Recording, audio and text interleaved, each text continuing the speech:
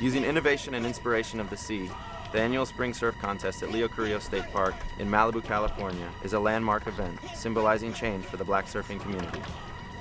Sponsored in part by Suf Noir, Inc., the Black Surfing Association, and Fish Out of Water, it attracts many diverse surfers and a towering crowd of spectators. Although the heats are competitive in nature, surfers describe the event as providing more of a friendly party on the beach vibe, a change from the ordinary. VERVE. Check it out.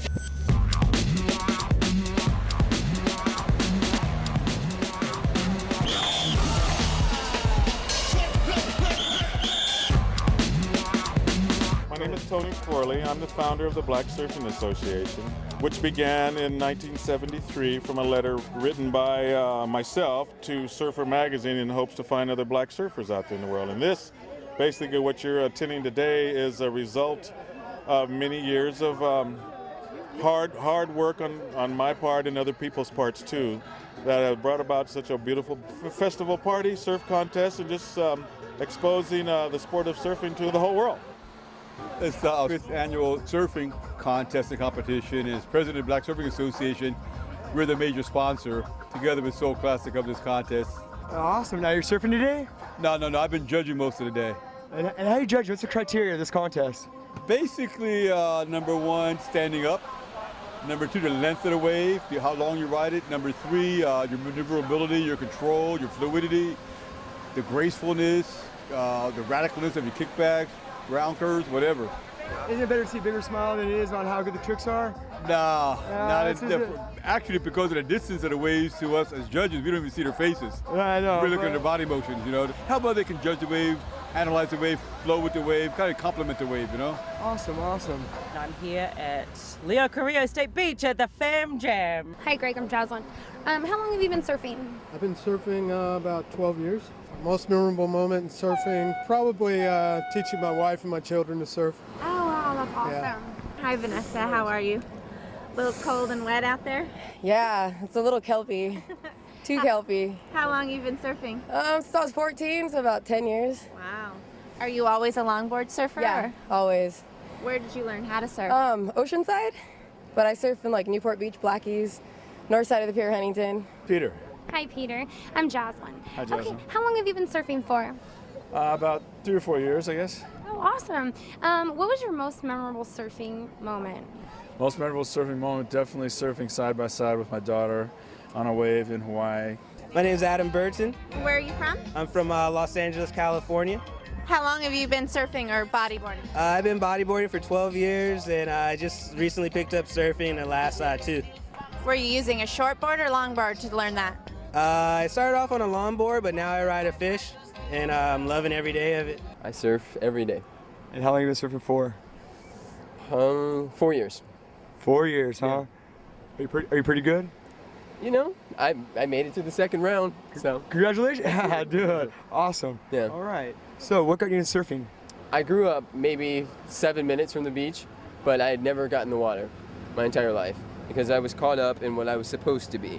I wanted to be hardcore because that's what everybody expected of me. It could be music, it could be the media, all of the above. So I went to college. I came back one summer and realized that I was limiting myself in so many ways. So I borrowed a surfboard from my neighbor, went out, and I've been doing it ever since.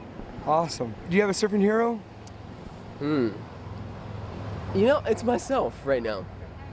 I'm not one to idolize people, I love me and I love to surf, so I'm my hero. My name is Rick Blocker.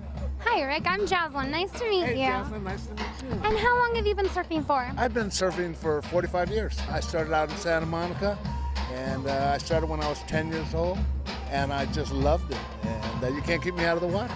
What was your most memorable experience in surfing? Just meeting all the cool people and getting a chance to hang out on the beach is like a wonderful thing. Probably my most memorable one was surfing in Fiji. I got held down.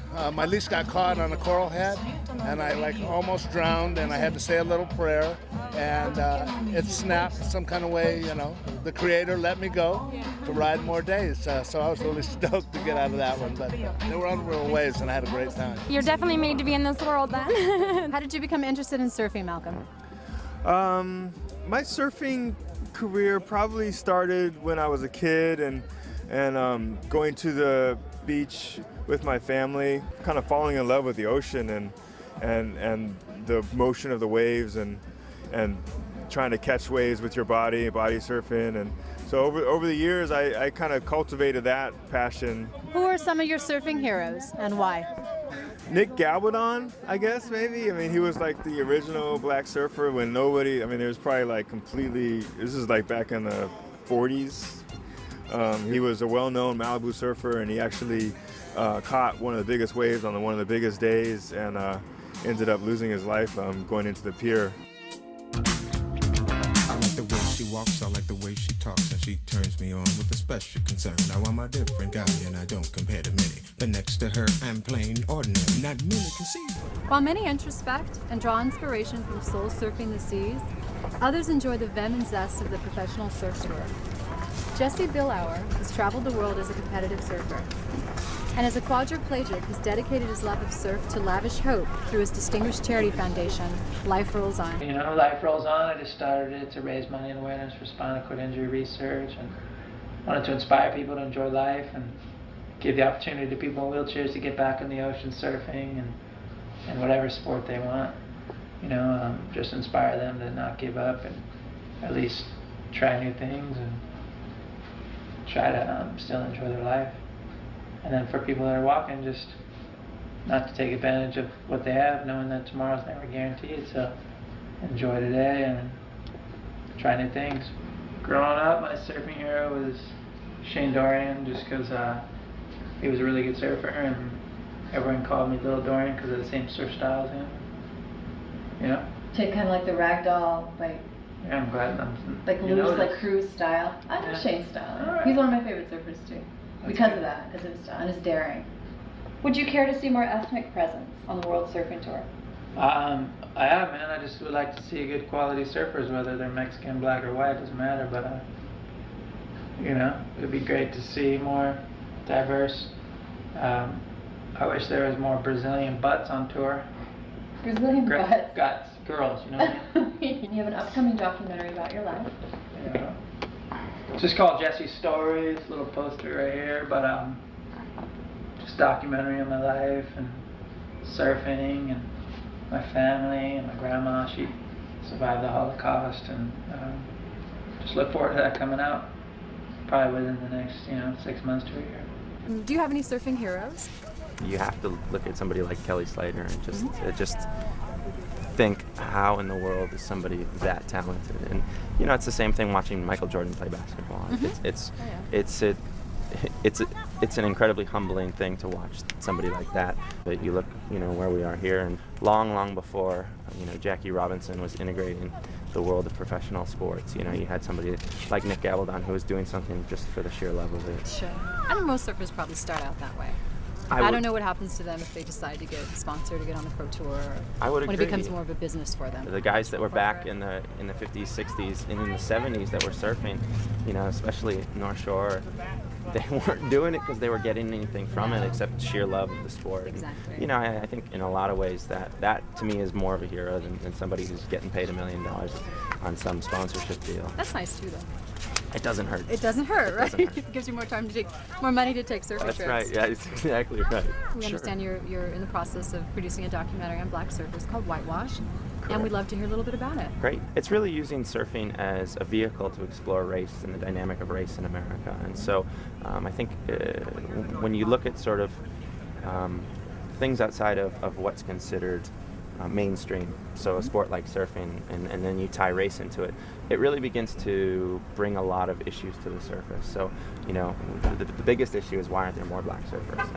And tied into that is sort of the reaction that you get when people find out about black surfers. It's not something that historically you'd look at and say this is a sport that really has offered a lot of access to the black community in America. Sure.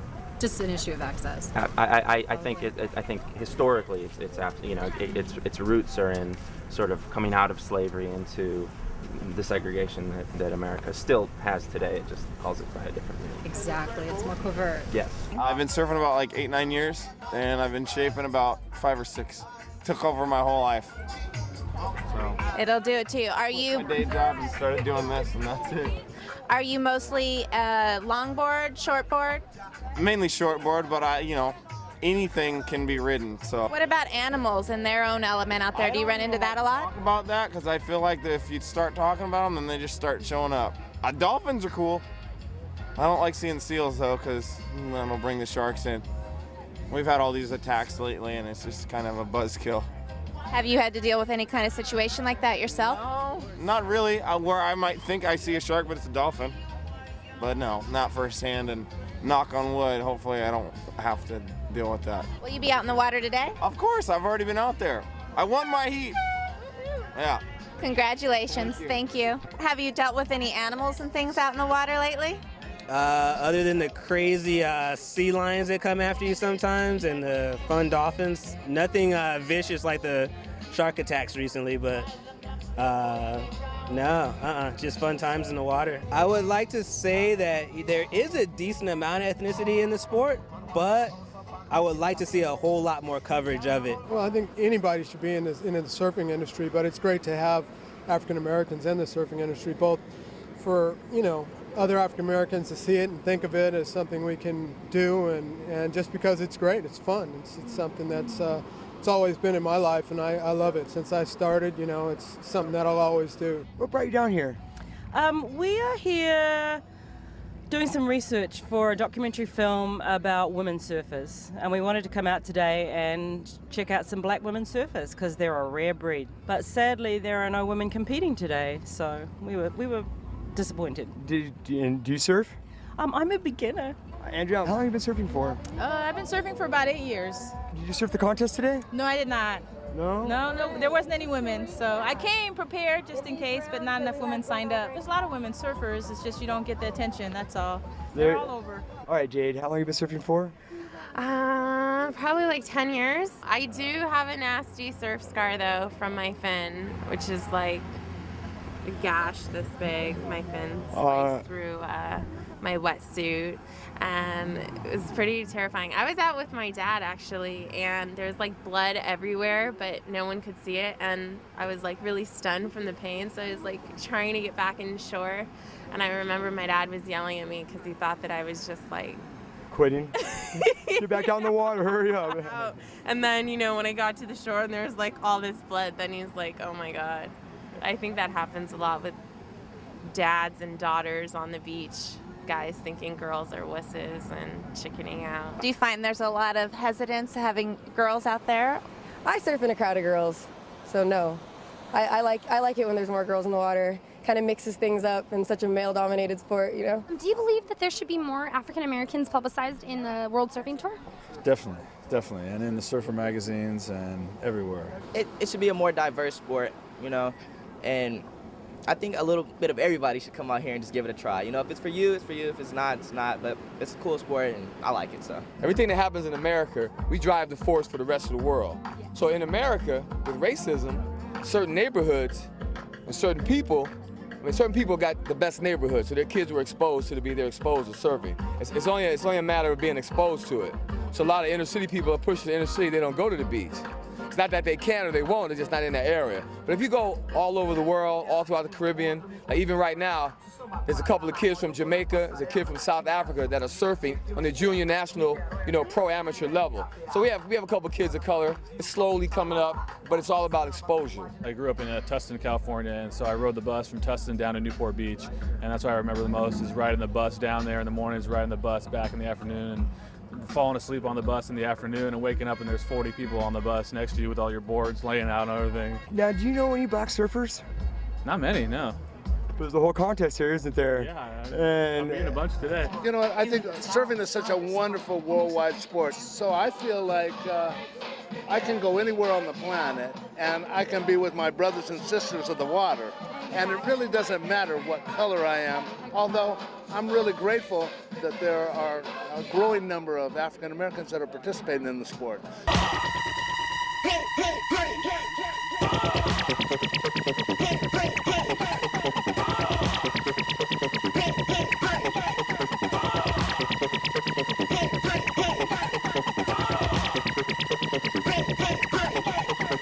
Well, how did you get out there? I the moment, it's been about a year because I had a foot surgery. But I'm hoping to get back by summer. Hopefully the water will be warm. The weather's so crazy these days, global warming. Well, speaking of warm water, what do you think about the pollution in the water, warming the water up with OTC? I think surfers are much more aware of what goes on because, we're out there with nature in the water and you see, it's just nasty. You really can't believe how people are just so negligent with our planet, but also things, you don't want to take your kids in the water. You'd think there'd be more awareness, but there's not. In the 25 years of surfing, have you ever been sick? Yeah, I've been sick a few times, surfing Bay Street in Santa Monica, surfing El Porto. Were you sick before you get the water, or was it caused of the water? No, it was caused by the water. It gets into my sinuses and stays there, and it just goes to work. Basically just urban runoff and stuff like that. Right. Now, have you ever heard of OTC? No, never. Well, OTC is once-through cooling technology used by all the power plants around here, pushing cool water into the generators, about 17 million gallons, and then basically putting it back out there, making it warm. As it makes it warm, it's killing the kelp and stuff like that. Basically the pyramids, the effect of that. Right. And it's just killing off every little species out there. Yeah. Well, being sick now, does that ever prevent you from surfing? Right after the rain, I'll stay out, But when I was younger, after the rains, it would be really good, So I was dumb. I went out, I've been out in water that's darker than my skin. I've never had any bacterial infection. I have a pretty strong immune system, but I do see periodically, plastic bags and prophylactics and everything else out there. It's really sad how the United States government, because of the capitalist nature of it, does, people profit from trash. And at some point, hopefully, the citizens can develop the kind of legislation where it become unprofitable to pollute and toxify Mother Earth. So do you see a lot of pollution up and down the coast here as you're doing your documentary? Yeah, I do. And in fact, not just here, but all around the world. My family are from the Pacific Islands, the Cook Islands, which are down in between Tahiti and Samoa. And in my lifetime, I've watched those lagoons that go from incredibly healthy, full of coral fish, to being almost dead. We've had fish poisoning epidemics. There's runoff from septic tanks and from fertilizer causing algae bloom in the lagoons. I've seen it in Guam. I've seen it all around the world. And there's nowhere that you can go that doesn't have garbage on the coasts. I was just reading a big article this week in the LA Times about increasing numbers of dead zones out in the ocean where there's deoxygenated water and the fish can't live. It's really scary, and I think surfers and people that are in the water are on the front lines of that. There's so many rivers that run off of the oceans, and it's horrible to think that what people put into the rivers that come to the oceans. Their motor oil, their soap detergent from washing their cars, and there's so much pollutants that go into the water, and then we get the effects right here in the oceans. The pollution is not so hot. There's some birds up at Malibu that were dead right there on the shoreline, and then about 2 months ago I saw 2 seals. One was dying and one was trying to coax the other one from not dying. It was kind of crappy. You feel bad, right? Oh, yeah, and then it's our fault. Sustainability to me means stasis, as in our society hits a point where what we draw out of the earth is the same as what we contribute back on any given year or any given day, any given month. And so we have to really reshift our whole societal priority from growth, which is we just keep taking and taking and taking more and more and more, to sustainability and stability and equilibrium, which means that we're in balance with the earth and we're in balance with all of the natural resources so that we can continue to prosper and thrive for generations to come. That's one of the things that the Black Surfing Association is all about, is teaching children ocean and land and green ecology, because without this one, we're all gone.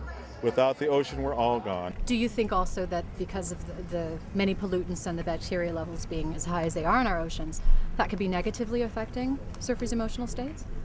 And could that possibly account for a lot of the hostility in the water? Well, I think There seems to be a bit more than there used to be. More than anything, I think that has to do with the number of people surfing today. So the population of surfers has grown exponentially, and as it gets more commercial success, we're going to have more people in the water. Okay. But I do think, you know, one of the things about heavy metals is that they're neurotoxins, and they affect your brain. Absolutely. And so you can't have high levels of toxicity without it having a negative impact on you and on your mood. So I would say that there certainly is an element of that. How much, I don't know. Matt McPherson and Ryan Harris, you're on deck. Please stick around. We're going to do the awards shortly after the end of this heat, as soon as we get the last heat tallied up. I'm a member of the Black Surfing Association. This association has been around since the 60s. Some gentlemen from Venice, Baldwin Hills, they were surfing back in the early 50s and just decided, you know, when you see another guy in the water that looks like you, they start surfing together. So, but our main function and focus has been on inner city, getting kids who can't make it to the beach, whose parents don't have a car, don't have any money, and just exposing them to different stuff like surfing and skateboarding, because it changes your whole life. So what do you suggest to surfers or up-and-coming surfers that have any doubt whatsoever? Find somebody that knows what they're doing. Remember, it's not about being good, it's about having fun. Definitely learn how to swim. You gotta learn how to swim. And just take your time with it. You know, have fun. It's about having fun. And if don't let nobody ever tell you where you can and cannot go. The ocean belongs to the world. It belongs to anybody. Most memorable experience I got is almost drowning, almost dying in Barbados. It wasn't nice. We were at Boshiba, a spot called the Soup Bowl. It's about, I don't know, about 6 to 8 feet, but it rips like a barrel. I kind of bailed my board snapped. I was like 30 yards out, leg locked up. You know, it was like one of those moments I was like, I did a documentary on the origins of surfing, which came from Africa, and I was doing some research out there. It's pretty rough out in Guinea Coast, West Africa. Oh, excellent. Yeah. Africa has some very, very good waves. In fact, it's one of the continents that's really not as discovered as you find in North America or the Pacific or even in Central America and South America. I've surfed, Brazil and some other areas, but Africa is really the new frontier for surfing. Oh yeah. And it's just really incredible. The water's warm, the people are so nice and friendly. The lifestyle is just really laid back. Today is my most memorable moment here. Even though I'm not in the water right now, but today will be the most memorable one. Every day that I have the opportunity to be with my black brothers and sisters and brothers and sisters of the wave and the ocean that are caring and living and loving the things that I care for, today is the best day. Today is the best day. That is awesome. Promised tomorrow, and yesterday was a memory. So right now is the best thing. And of course, my 4 children, who with my lovely wife, so that was a memorable date, and they also enjoy the ocean like I do too. Well, my first stand-up barrel was under the bottom of another surfer standing up. I was underneath him, and he was over the top of me. It was at Port Hueneme at the pier. And that was probably one of the most memorable stand-up barrels that I had. Have you ever been barreled out in the ocean? Yes, I've had that magical experience. It's been fun. It was in Scorpion Bay. Where's that at? It's in Baja, southern part of Baja. Okay. Yeah, I've been hooked to that. That was magical. And what was it, left or right? It was a right point break, but that went really fast right at when you caught it. It went really fast and tubed out, and then it was like a perfect nose riding wave. What did it sound like? The roar? It got quiet. It just seemed like it was deafening quiet. Yeah, deafening, and I wasn't really.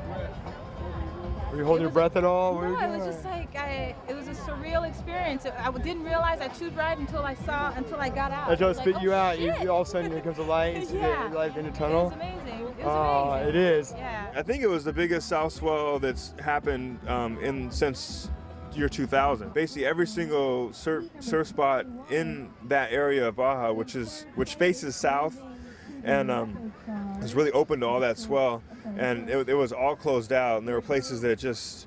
How big were the waves? Like in feet, if you could measure in feet. A lot of the spots around there, they were like 25 and 30 feet. Oh my God, were you surfing in 25-foot surf? No, I wasn't.